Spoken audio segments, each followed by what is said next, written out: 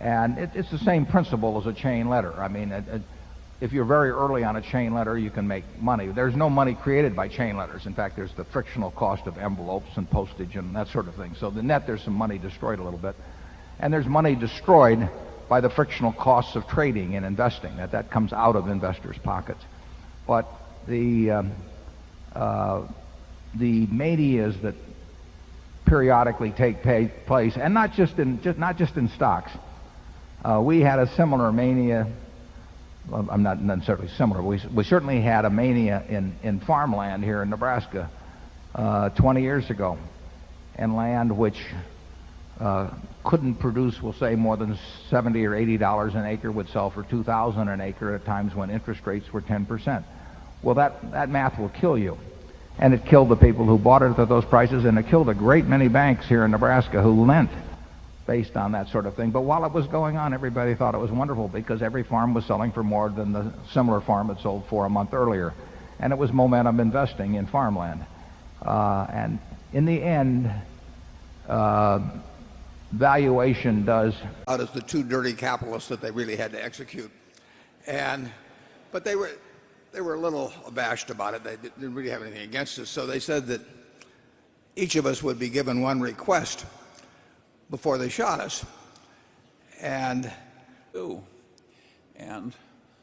that's an example of somebody having the right managerial system, the right personnel selection system, the right ethics, the right diligence, and with some legitimate development like the development of the internet. You are mixing something which is wretched and irrational and has bad consequences with something that has very good consequences. But you know, if you mix raisins with turds, they're still turds.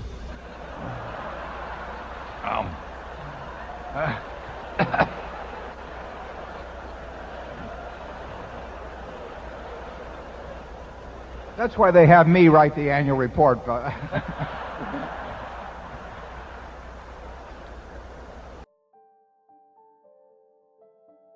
People love to give advice they themselves never follow. And the worst advice I hear from elderly people, usually repeated for self-comfort, sounds like this: keep saving after 65. It's the responsible thing to do. Responsible? No. It's self-deception. If you're over 65 and still obsessed with the idea of saving more, you don't need more money. You need a better mindset. Let me be brutally honest, as I always prefer. After 65, the rules of the game change. Most people are too stubborn or too scared to admit it. They cling to old habits like they're old furniture, uncomfortable, outdated, but familiar. So they keep saving money as if they still have 40 years of life ahead, but they don't. Pretending otherwise is one of the stupidest forms of self-deception I've observed in my nearly 100 years on this earth. Watching people ruin a perfectly good retirement by refusing to spend the money they worked their entire lives to accumulate. It's tragic, and it's completely preventable. Saving is a wonderful habit until it becomes a cage you built for yourself. Most people don't understand this because they confuse two completely different things: saving for security and saving out of fear. The first, saving for security by age 65, should already be done. You spent 40 years building that foundation. If you haven't built it by now, saving an extra $500 a month isn't going to save you. The second, saving out of fear, is simply cowardice disguised as prudence. I saw people in the 1,980 seconds who worked their whole lives, retired with a sufficient sum, but then acted as if they were one missed paycheck away from starvation. They ate the cheapest food, denied themselves the slightest pleasures, skipped medications to save money, refused to turn on the air conditioning in August. They became the accountants of their own misery, and then they died with money they never used, and the IRS enjoyed it for them. Here's what the research actually shows. A study from MIT and the National Bureau of Economic Research found that 46% of senior citizens in America have less than $10,000 in financial assets when they die. But here's the twist that most people miss. Many of those people didn't run out of money because they spent too much. They ran out because they never had much to begin with. They spent their entire retirement living on Social Security alone, which replaces only about 40% of pre-retirement income, because they were too afraid to touch their savings. And then their savings outlived their ability to enjoy them. If you think dying with a fat bank account while having lived a miserable, constricted life is responsible, you are not rational. You are absurd. Let me tell you something simple that you won't like. The ultimate goal of saving is to stop saving. The goal is to start living. Your money was meant to give you freedom, not to turn you into a frightened bookkeeper counting every penny until you die. I know a man, let's call him Harold, who retired at 66 with $1.2 million in his 401, a comfortable sum, enough to live well for the rest of his life. But Harold couldn't stop saving. Every month, he would look at his account balance and feel a moment of satisfaction when it went up and a moment of panic when it went down.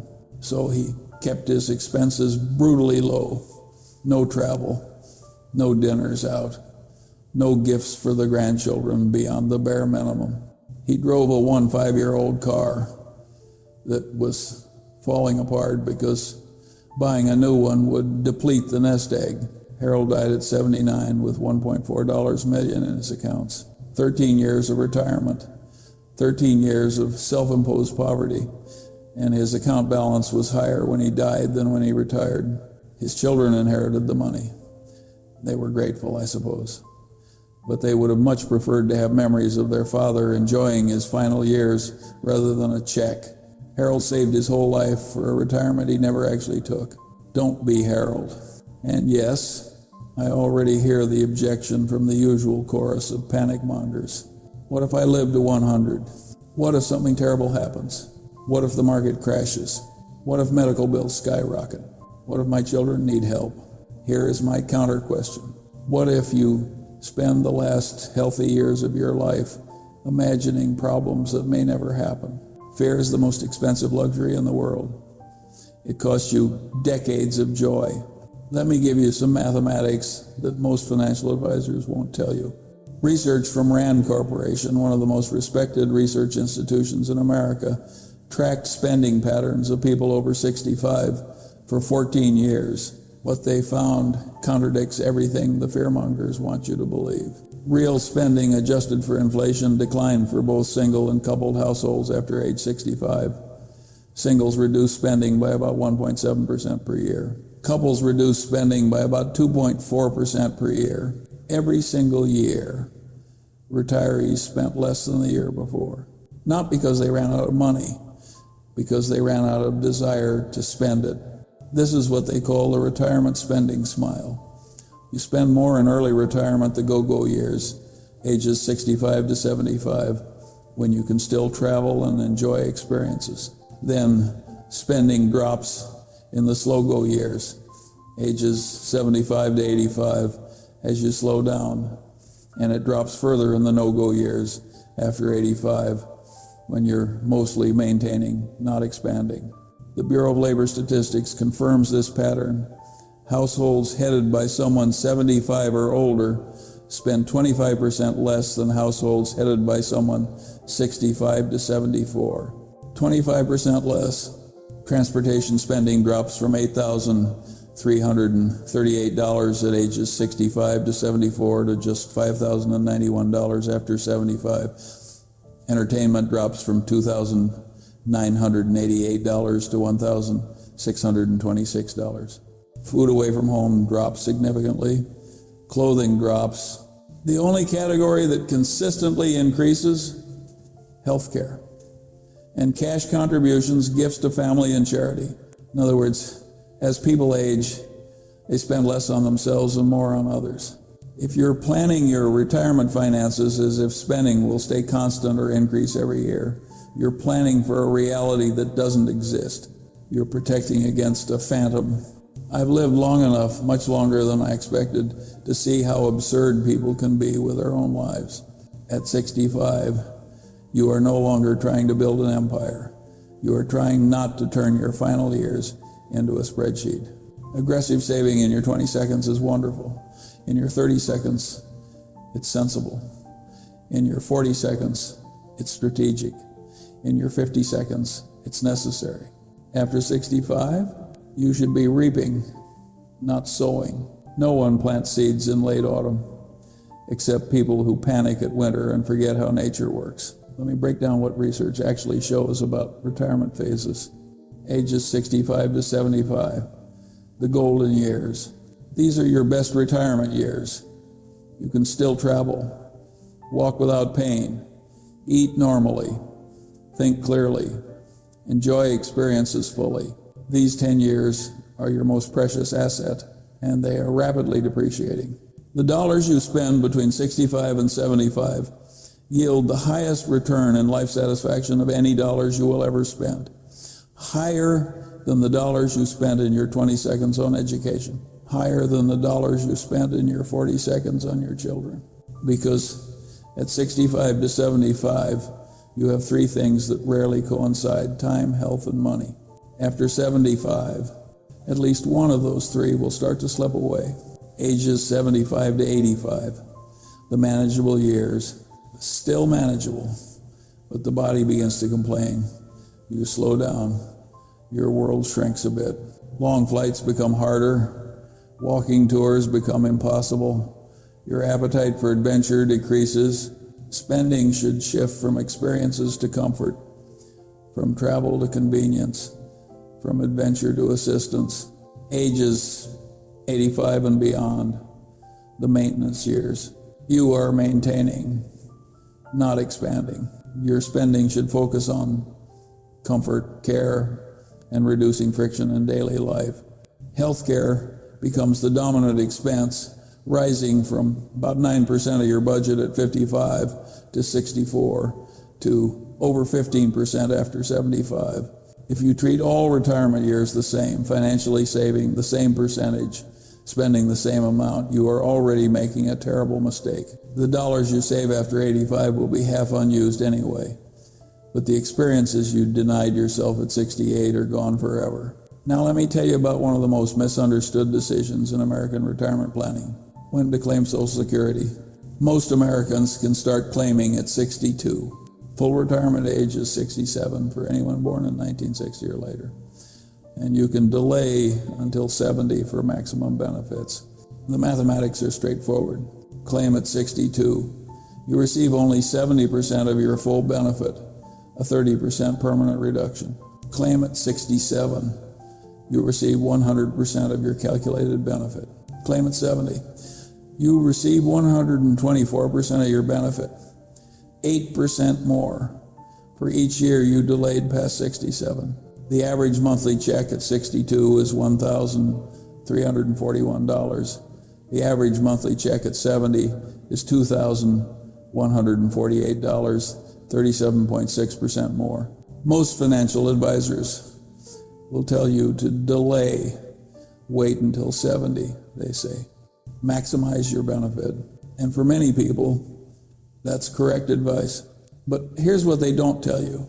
The break-even point when delaying pays off is around age 78 to 80. If you claim at 62 and die at 75, you will have collected more total dollars than if you had waited until 70. If you claim at 70 and die at 95, you will have collected far more than if you had claimed at 62. The question is, how long will you live? Nobody knows.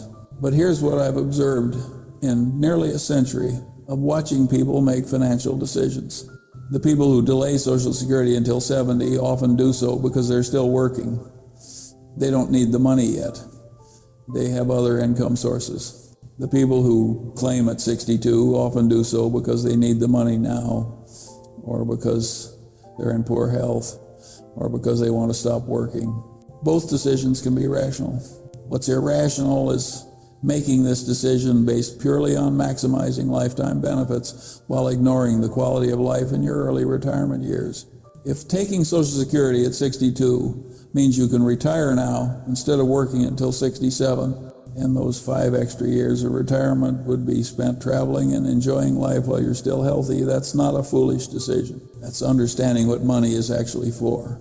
Here's something most people don't know till it hits them. Starting at age 73, the IRS requires you to start withdrawing money from your traditional IRA, 401, and similar retirement accounts. These are called required minimum distributions, RMDs. You cannot leave the money sitting there forever. The government wants its taxes. If you don't take your RMD, the penalty is 25% of the amount you should have withdrawn. Let me say that again.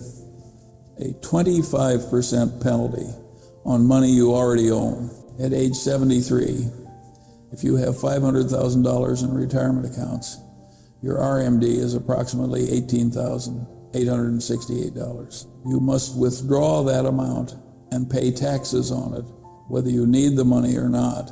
At age 80, with the same balance, your RMD rises to about $24,752. The government is forcing you to spend your money. Think about the absurdity of this for people who refuse to spend. You worked your whole life. You saved diligently. You paid taxes on your income. Then you invested that after-tax money in retirement accounts where it grew tax deferred. Now you're 73, and the government says start taking it out, pay the taxes. We've waited long enough. If you don't need the money for living expenses, you have options. You can reinvest it in taxable accounts. You can give it to charity through a qualified charitable distribution. Up to $108,000 per year can go directly to charity, satisfying your RMD without generating taxable income. But you cannot simply leave it alone. The system is designed to make you spend your retirement savings during retirement. Yet millions of Americans fight against this system, taking only the minimum required, living far below their means, accumulating money they will never use. It's as if they're trying to outlast the IRS. They won't, but I want to leave something for my children. I hear this constantly, and I understand the impulse. It's noble to want to provide for the next generation. But let me ask you a question. Would your children rather inherit an extra $50,000 after you're gone, or watch you enjoy your final years without constant worry about money? I've talked to many children of deceased parents. Not once has anyone said, I wish Mom had been more frugal so we could have inherited more. What they say is, I wish Dad had spent more on himself. He deserved it. He worked so hard. Research from the Federal Reserve Bank of Richmond confirms what common sense suggests. Bequest motives, the desire to leave money to heirs, is one of the primary reasons retirees don't spend their savings. But here's the irony. The same research shows that couples who are most motivated by bequests tend to be the wealthiest. They don't need to save extra to leave something behind. They're already leaving substantial amounts. And many of the people most obsessed with leaving an inheritance are those who can least afford to sacrifice their own quality of life. Your children don't need your money as much as they need the example of a parent who lived fully. If you want to give them something valuable, give them the model of a person who understood what money is for. Let me tell you about Frank and his wife Dorothy. Frank was a factory foreman. Dorothy was a school teacher. They raised 3 children in Ohio, saved diligently their whole lives, and retired with about $600,000, a substantial sum for working class people. Frank was obsessed with leaving money to his kids. I don't want them to struggle like we did, he told me. So Frank and Dorothy lived extremely modestly in retirement. They never replaced their 2 0-year-old kitchen appliances. They patched clothes instead of buying new ones. They took one vacation, a 3-day trip to visit Dorothy's sister, 200 miles away. When Dorothy developed arthritis that made walking painful, Frank refused to move to a single-story home. We can't afford it, he said.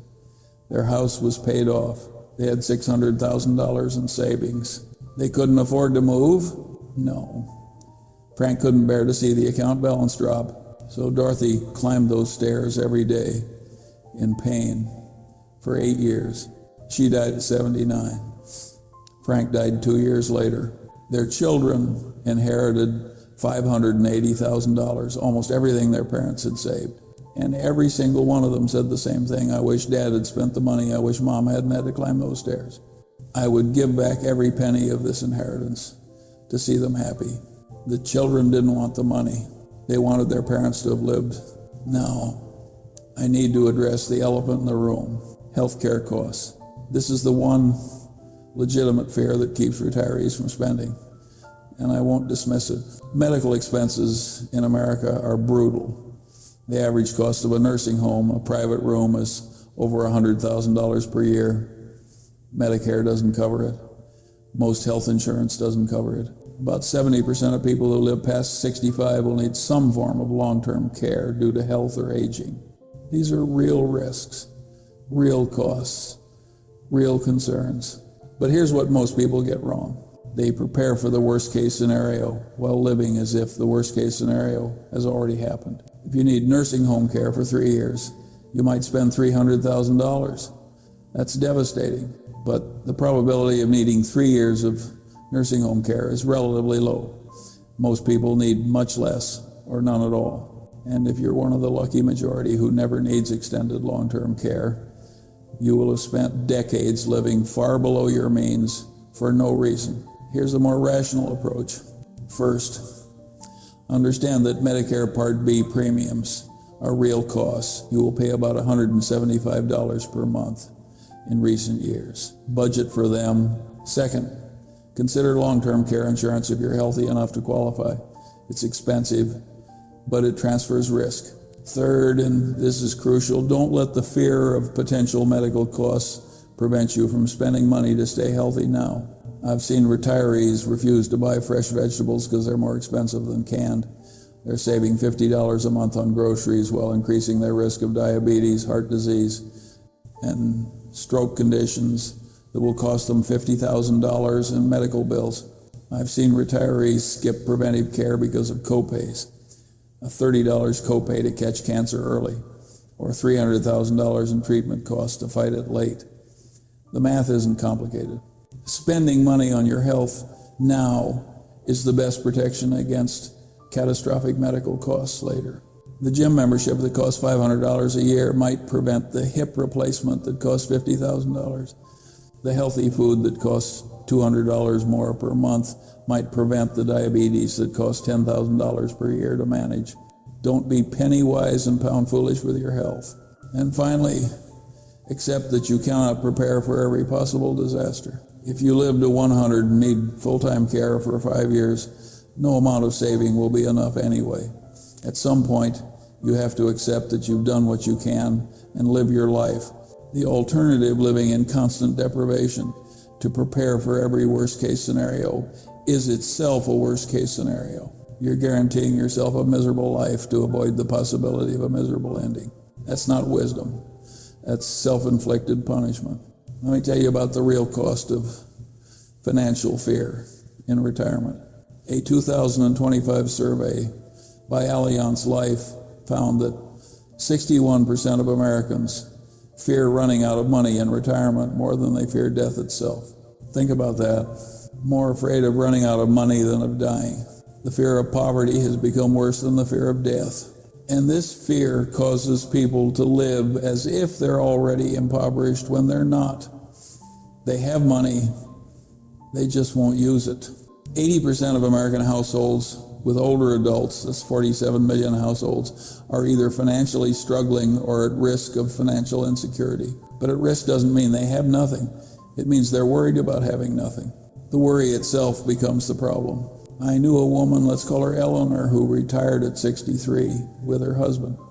They had $800,000 in savings, a paid-off house worth $400,000, Social Security bringing in $4,200 a month combined. By any reasonable standard, they were wealthy. But Eleanor couldn't stop worrying. She would lie awake at night calculating scenarios. What if the market crashed 40%? What if one of them needed nursing home care? What if inflation doubled? What if? So they lived small. They kept the thermostat at 64 degrees in winter to save on heating. They ate the same rotation of cheap meals, chicken, rice, vegetables week after week. They canceled their newspaper subscription. They stopped going to restaurants entirely. When their daughter invited them on a family cruise, all expenses paid, Eleanor said no. What if we need that time off work later for a medical emergency? She was 67. She was retired. There was no time off work. But the habits of fear had become so ingrained that they controlled her, even when they no longer made sense. Eleanor's husband died at 74. Heart attack. Sudden. No warning. At his funeral, their daughter asked me, did they ever go anywhere, do anything? I can't remember a single trip they took in the last 10 years. They hadn't. Eleanor lived another 8 years. Still frugal. Still worried. Still refusing to spend. When she died at 82, her estate was worth $1.1 million. She had spent 19 years in retirement, 19 years of what should have been freedom, living like a prisoner of her own fear. And the money sat there, growing, unused, waiting for a future that never required it. I watched 7 5-year-old women refuse to take a taxi because the bus is 50 cents cheaper, then spend the rest of the day exhausted, unable to enjoy the event they went to. I've watched 80-year-old men refuse to buy a comfortable mattress because their old one still works, even though it breaks their back every morning and ruins their sleep. I've watched retirees clip grocery coupons while sitting on investment portfolios worth over $1 million. They spend hours saving $3.47 on groceries while their portfolio earns $500 that same day. This isn't prudence. This is psychological disorder dressed up as financial responsibility. The fear is stealing their lives while their bank accounts remain untouched. And here's what makes it even more tragic. The research shows that wealthy retirees live longer than poor retirees. Not just a little longer, significantly longer. A study tracking health and retirement data found a strong correspondence between wealth and longevity. People with higher net worth, larger retirement incomes, and more financial savings all tended to live longer. So if you're wealthy but living like you're poor, you might live long enough to regret all those years of unnecessary deprivation. You'll have plenty of time sitting in your comfortable chair that you finally bought at 85 to wonder why you didn't buy it at 65. Here's something nobody teaches you. Spending money well is a skill. We spend our entire lives learning to earn money, to save money, to invest money, but we never learn to spend money. And spending, especially in retirement, requires wisdom, not just restraint. At 65 and older, your most important financial skill is spending well, not saving more. Spending to reduce stress, spending to reduce risk, spending to increase quality of life, spending to buy back time, spending to reduce friction in your health, friction in your comfort, friction in your daily life. A comfortable mattress is worth more than the interest on $10,000. A reliable car is worth more than squeezing one more year out of an old one that might break down on the highway. A decent vacation is infinitely worth more than leaving an extra $5,000 in the will. Here is the truth most people don't want to face. Thrift is a strategy for a young person. Comfort is a necessity for an old person. If you're saving pennies at an age when you should be protecting your health, preserving your energy, and reducing stress, you are not thrifty. You are irrational. The longest and happiest later years are lived by those who understand a simple formula. Use your money to reduce friction. That's it. When you're young, you have energy to overcome friction. You can work harder, push through obstacles, compensate for inconvenience with effort. When you're old, friction becomes pain. The stairs that were inconvenient at 40 become dangerous at 80. The long layover that was annoying at 35 becomes exhausting at 75. The car that needs constant repairs that you could fix yourself at 45 becomes a source of constant stress at 70. Money in retirement should flow toward eliminating friction. Hire help for tasks that drain you. Pay for convenience that preserves energy. Invest in comfort that protects health. Buy time wherever you can, because time is the one asset you cannot accumulate. Save less. worry less, live more mindfully. At 65, you should be trying to eliminate stress, not create new forms of it through financial paranoia. Look at it this way. If you spent 40 years climbing a mountain, why on earth would you sit at the top guarding a bag of rocks instead of enjoying the view? The mountain doesn't care. Your children will survive without an extra $50,000. And the world certainly won't reward you for dying with the highest net worth in the cemetery. There's no prize for that. It's only the quiet tragedy of a life unlived. Here's the truth nobody wants to hear. Money at 65 is not fragile. Time at 65 is fragile. And people always protect the wrong thing. A decade ago, a man asked me if he should continue saving 10% of his income after retirement. I asked him a simpler question.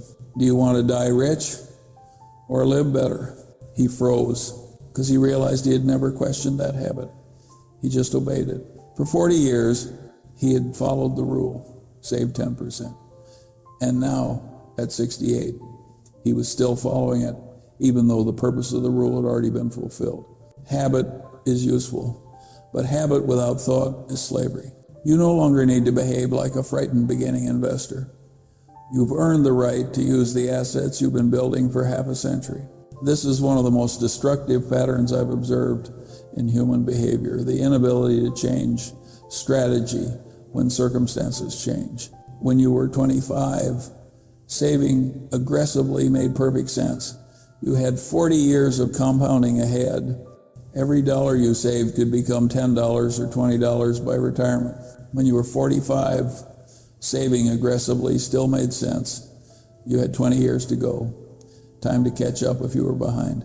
When you were 55, saving aggressively was critical. The final push, the last decade to secure your future. But when you're 68, the game has changed. A dollar saved at 68 is just a dollar.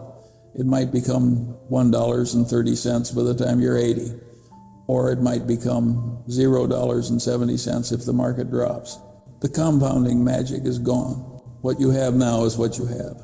The question is no longer, how do I accumulate more? The question is, how do I use what I have to live the best possible life? And most people never make that mental transition. They keep playing the accumulation game when they should be playing the utilization game. It's like a basketball player who keeps practicing free throws. After the season is over, the game ended, the practice is pointless. But he doesn't know what else to do. Many retirees don't know what else to do except save. It's all they've known for 40 years. Breaking that habit requires conscious effort.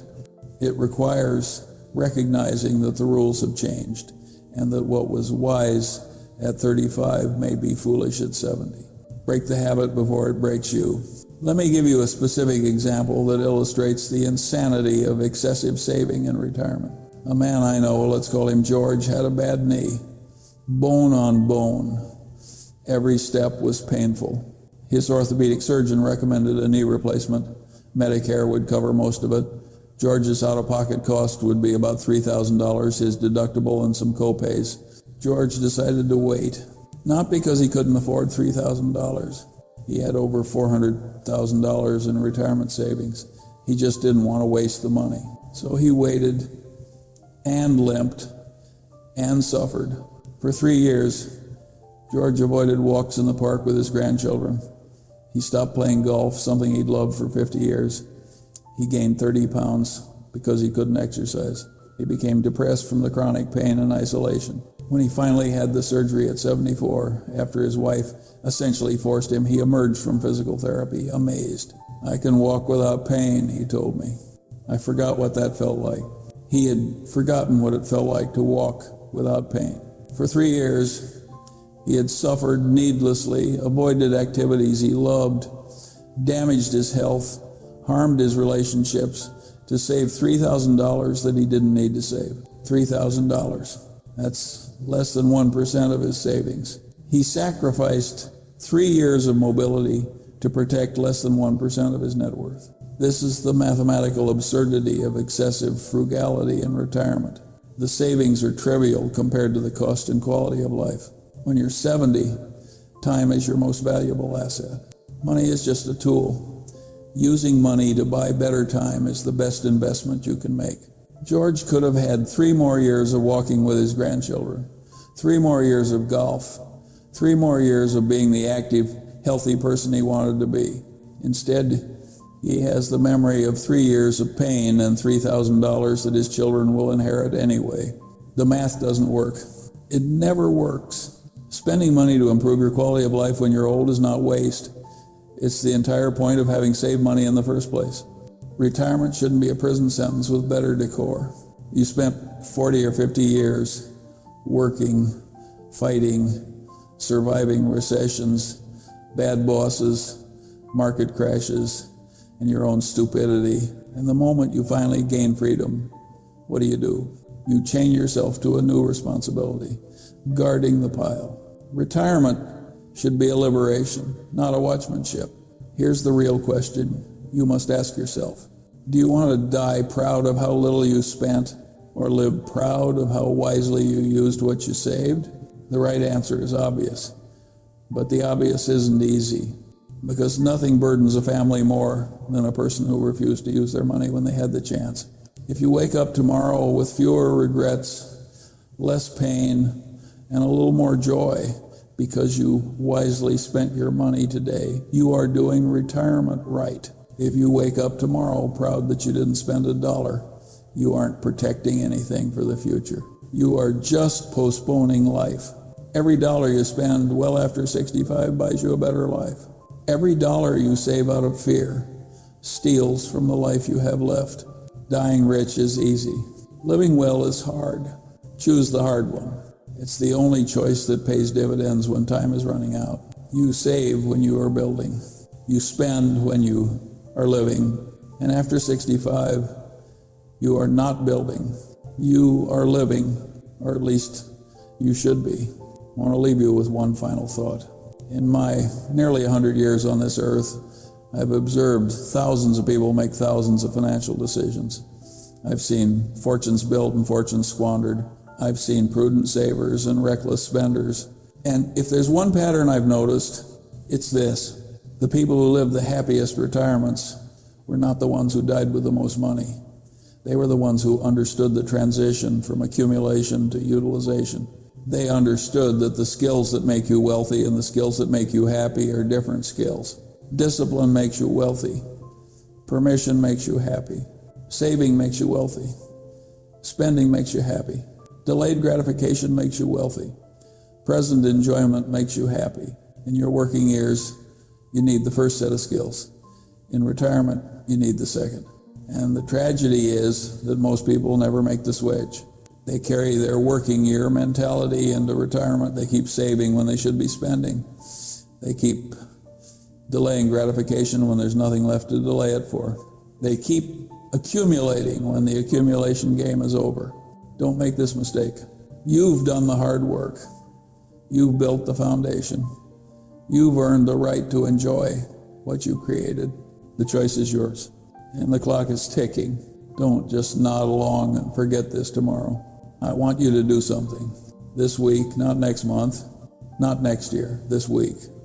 I want you to spend money on one thing that reduces friction in your life. It doesn't have to be big.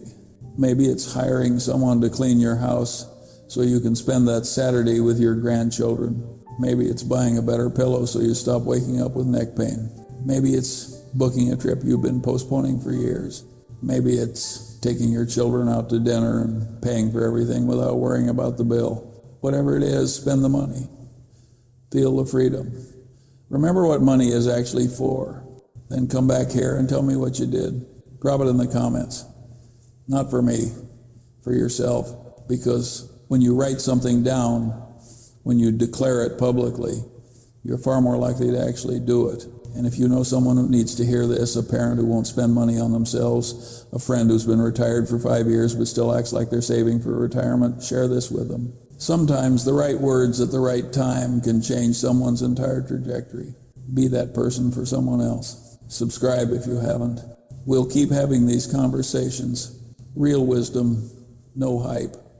Just what actually works. I'll see you in the next one.